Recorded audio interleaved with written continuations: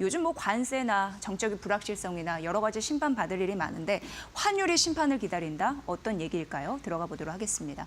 크게 시나리오는 아마 아실 것 같습니다. 탄핵안이 인용이 되거나 아니면 기각이 되거나 뭐 이런 부분인데 일단 탄핵안이 인용이 되면은 금융시장은 일정 부분 안정을 취할 것이다라는 부분이 있는 상황이고요.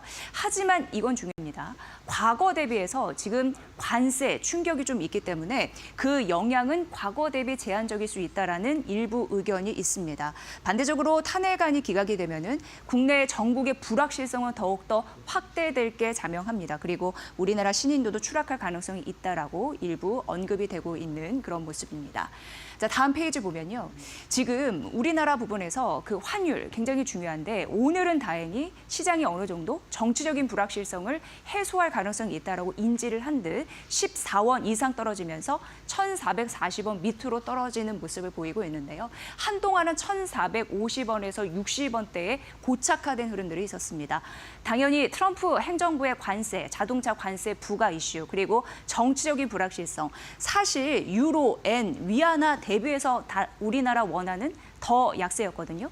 이게 글로벌 통상 정쟁, 이 관세 충격에도 불구하고 우리가 더 약세였던 이유는 국내 정치적인 불확실성이었다. 이렇게 얘기를 할 수 있었을 것 같습니다. 왜냐하면 탄핵 심판 선고 기일이 조금 더 장기화되면서 이런 흐름들이 더 있었죠.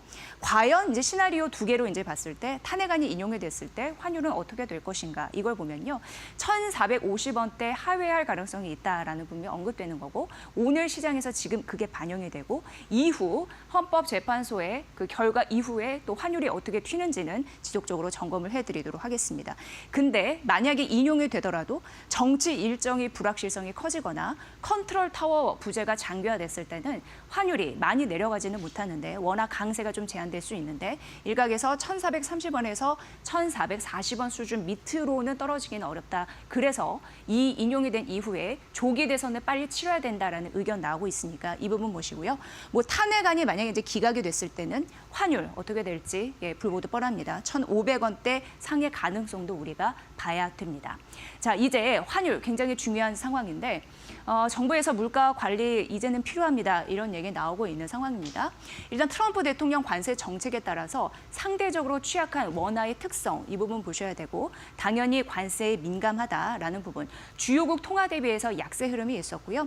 물가 상승 우려인데 경기 침체 우려. 그래서 기업이 굉장히 힘들어하고 주식시장에 외국인 투자가 들어와야 되는데 이런 흐름들이 막아질 수 있다라는 부분입니다. 그래서 지금 정치 불안 해소, 정부의 강력한 의지가 필요하다라는 부분이 한 목소리로 나오고 있는 상황인데 수출 시장 다변화, 중국과 대만 지금 빼앗아가고 있는 상황이죠. 게다가 신사업 육성이 필요하다고 합니다. 한국 기업이 괜찮아야지 외국인 투자자가 들어오고 환율 급등을 막을 수 있다는 점에서 이제는 환율 안정이 시급하다라고 하는데 이제 탄핵 선고 결과 이후에 환율 움직임이 굉장히 중요한 변수라는 걸 다시 한번 강조해드립니다.